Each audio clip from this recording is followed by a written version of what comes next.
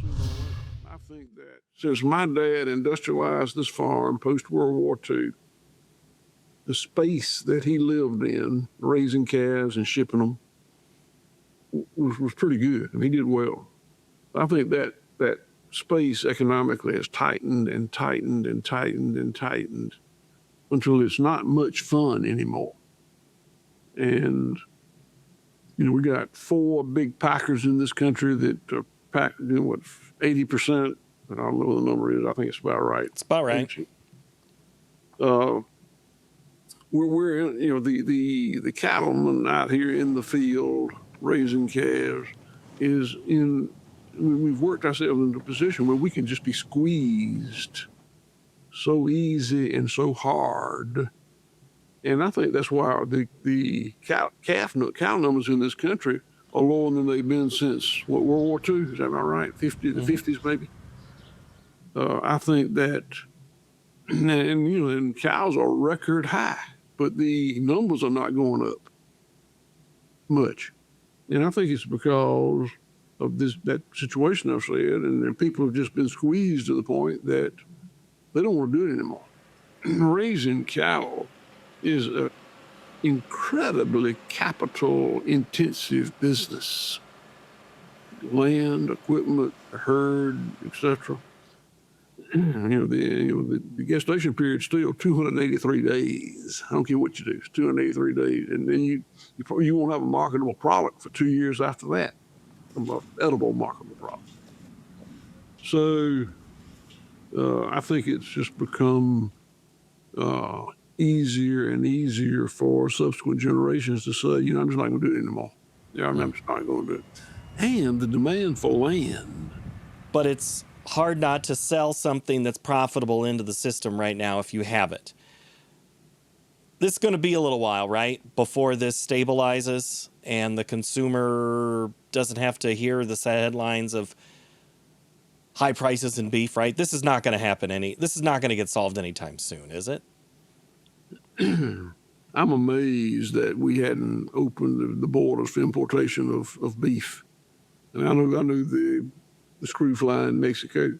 That's not what I'm talking about. But there's still a lot of countries in the world, South America, Australia, New Zealand, Uruguay, that have beef, and I think the market's pretty high there, but it's not as high as it is here.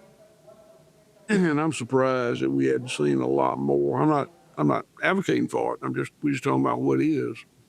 I'm surprised we hadn't seen more of that than we have, and I don't know. I'm not enough of a political student to know why it is. I don't follow that. But I fully expect sooner or later our politicians to get intimidated enough by consumer dissatisfaction that they find a way to bring the price down. And sadly, when that happens, it doesn't usually ease down. It falls like a rock. And I don't know enough about the international economy supply to know why that hadn't happened or when it's going to happen, but historically that's what happens. I can't imagine politicians telling consumers, just wait 283 days and then 2 more years and it'll all be fine. You've heard that before, haven't you? Yeah, that's right. So I don't have a crystal ball, but I'm just responding to your question. Of course, I'm just speculating. Yeah. I guess what I'm saying is, what I do know is that even with these record high prices, we don't see expansion blowing up in this country. I think that's very telling.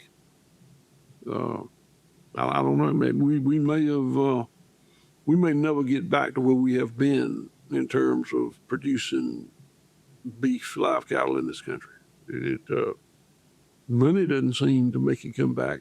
They're certainly high enough to incentivize expansion. Is there one reason why it hasn't ticked the other way? We haven't expanded? Do you see one? Well, I think the things we've said, and if you are, let's just say you sold some business somewhere and you had a lot of cash and you want to go in the cattle business.